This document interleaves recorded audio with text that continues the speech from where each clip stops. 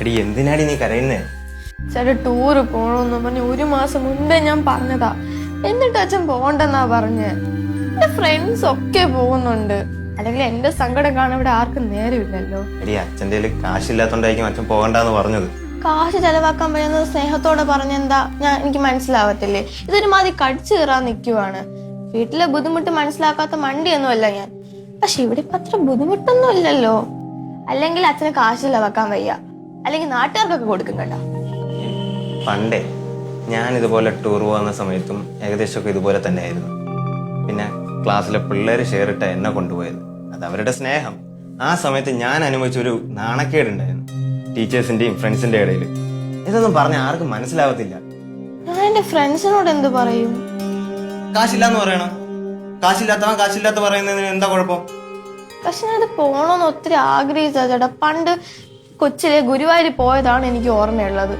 അതിനുശേഷം എപ്പോഴും നമ്മളെ കൊണ്ടുപോയിട്ടുണ്ട് അച്ഛൻ. അല്ലെങ്കിൽ മക്കൾക്ക് വേണ്ടി കാശില്ല, അച്ഛൻ്റെ കയ്യിൽ കാശില്ല. എടി ഞാൻ ആണാണെന്ന് കരുതി എവിടെയും പോവാന്നാണോ നിന്റെ വിചാരം?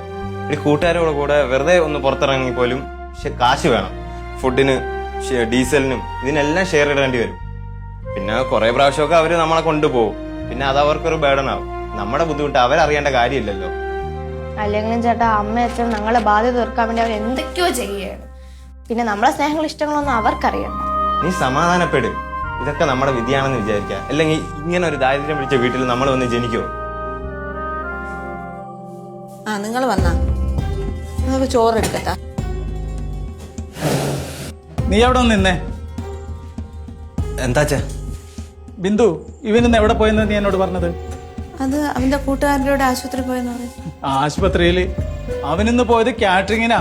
അതും എന്റെ കൂട്ടുകാരൻ സാബുവിന്റെ കാറ്ററിംഗ് ടീമിന്റെ കൂടെ. അയാൾ എന്നോട് ചോദിച്ചു എഞ്ചിനീയറിംഗ് പഠിച്ച മകൻ കാറ്ററിങ്ങിന് പോകുന്ന കാര്യത്തെ കുറിച്ച് പറഞ്ഞപ്പോ ഞാനോട് ഉരുക്കി വല്ലാണ്ടായി പോയി. നീ കൂടി അറിഞ്ഞിട്ടാണോ അവൻ ഈ കാറ്ററിംഗ് പണിക്ക് പോയത്? അമ്മയ്ക്കൊന്നും അറിയില്ല അച്ഛാ. നാണമില്ലട ഇങ്ങനെ നടക്കാൻ. 10-25 വയസ്സായില്ലേ നിനക്ക്? ഒരുപാട് കഷ്ടപ്പെട്ട് പണം ഉണ്ടാക്കി നിന്നെ ഇതുവരെ പഠിപ്പിച്ചില്ലേ ഞാൻ? ഉള്ള സമയം കൊണ്ട് എന്തെങ്കിലും ജോലിക്ക് പോകാൻ നോക്കാതെ അവൻ കാറ്ററിംഗിന്റെ പണിക്ക് പോയിരിക്കുന്നു. എന്നാലേ നാളെ മുതൽ ഞാനൊരു പണിക്കും പോകുന്നില്ല. നീ കാറ്ററിംഗിന് പോയിട്ട് ഈ കുടുംബത്തിലെ മൊത്തം ചെലവ് നീ നോക്കടാ. കാറ്ററിംഗിന് പോയാൽ എന്താ? അച്ഛൻ ഇങ്ങനെ പുച്ഛിക്കാന്നും വേണ്ട. എല്ലാ ജോലിക്കും അതിന്റേതായ അന്തസ്സുണ്ട്. എന്നാ ഞാൻ പഠിച്ചിട്ടുള്ളത്. എന്നാ മോനെ കാറ്ററിംഗിന്റെ പണിക്ക് പോയപ്പോരായിരുന്നോ? പിന്നെ എന്തിനാ ഞാൻ കാശ് മുടക്കി നിന്നെ എഞ്ചിനീയറിംഗ് പഠിപ്പിച്ചത്? അതെങ്ങനെ? കാശിന്റെ വില അറിയില്ലല്ലോ. എല്ലാ കാര്യങ്ങളും മുടക്കില്ലാതെ നടന്നു പോകുന്നുണ്ടല്ലോ. മതി നിർത്ത്. എടാ പാത്രം കൊണ്ടുവച്ചിട്ട് കച്ചത് കൈ എഴുവ്. നിങ്ങൾ ഇരിക്കും, ചോറ് വിളമ്പിത്തരാ ഞാൻ. ചോറും വേണ്ട, ഒന്നും വേണ്ട. എന്റെ വിശപ്പ് തന്നെ കെട്ട് കിട്ടെങ്കിൽ വേണ്ട.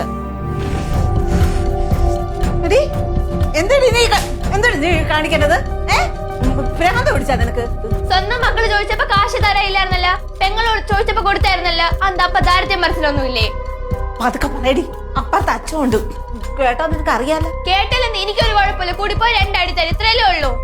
എനിക്ക് എല്ലാം അറിയാം. ഇവിടെ ആർക്കും എന്നെ ഇഷ്ടമുള്ള കാര്യമൊക്കെ അറിയാം. ഇഷ്ടമുണ്ടായിരുന്നെങ്കിൽ ആ പൈസ അച്ഛൻ പെങ്ങൾ കൊടുക്കുമായിരുന്നു. എനിക്ക് ടൂറിനെല്ലാം തരത്തുണ്ടായിരുന്നുള്ളൂ.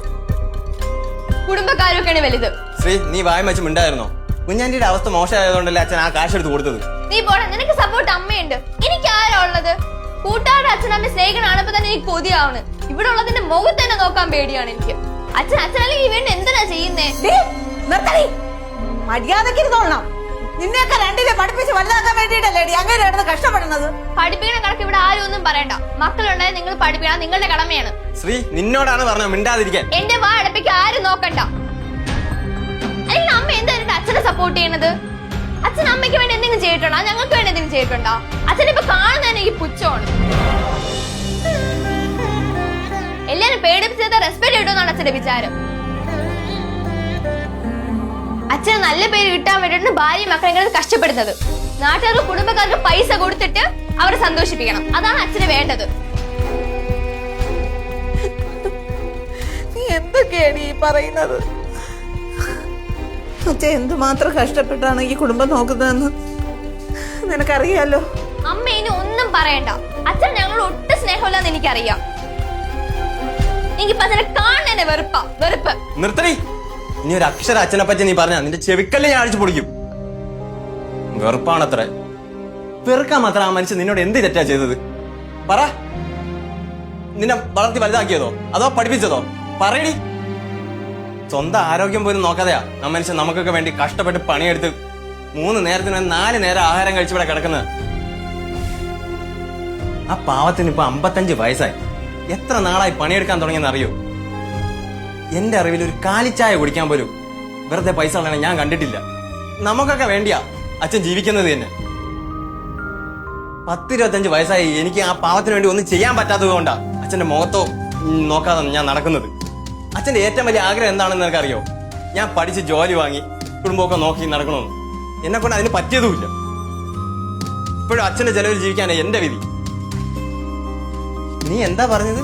ആ മനുഷ്യന് നിന്നോട് സ്നേഹമില്ലെന്നോ? ഇങ്ങനെയൊന്നും പറയില്ല, നിനക്ക് ശാപം കിട്ടും. നിന്നെ അച്ഛൻ ഏറ്റവും കൂടുതൽ സ്നേഹിച്ചിട്ടുള്ളത്. കുഞ്ഞിലെ നീ ഓരോന്നും പറഞ്ഞ് കരയുമ്പോ നിനക്ക് അതെല്ലാം വാങ്ങിത്തന്ന് നിന്നെ രാജകുമാരിയെ പോലെ അച്ഛൻ നോക്കിയിട്ടുള്ളത്. അവക്ക് അതൊന്നും പറഞ്ഞാൽ മനസ്സിലാവില്ല മോനെ. ടൂറ് പോണ്ടെന്നൊക്കെ നിന്റെ അടുത്ത് പറഞ്ഞെങ്കിലും ആ പാവ മനുഷ്യ എവിടെന്നോ പൈസ ഒപ്പിച്ചു വെച്ചൊക്കെയായിരുന്നു. ഞാനാ പറഞ്ഞു കുഞ്ഞുമോക്ക് അത് വാങ്ങിച്ചു കൊടുത്തത്. നീ കുറച്ചെങ്കിലും ഒന്ന് മനസ്സിലാക്കും മോളെ. നീ ടൂറ് പോകുന്നതിനേയും കാട്ടി നല്ലത് ഒരു കുടുംബം പട്ടിണി ഇല്ലാതെ ജീവിക്കുന്നതല്ലേ. ഇതിന് മനുഷ്യ പറ്റത്തോടുകൂടി ചിന്തിക്ക് ശ്രീനി.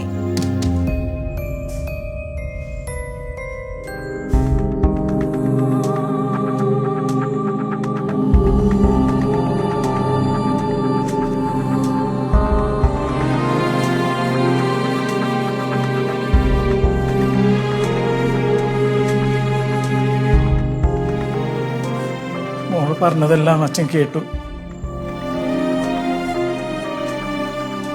മോൾക്ക് അച്ഛനോട് വെറുപ്പാണല്ലേ? സാരില്ല, എന്ത് നീ പറഞ്ഞാലും അച്ഛൻ നിങ്ങളെ സ്നേഹിക്കുന്നില്ല എന്ന് മാത്രം പറയരുത്. അതച്ഛൻ സഹിക്കാൻ കഴിയില്ല.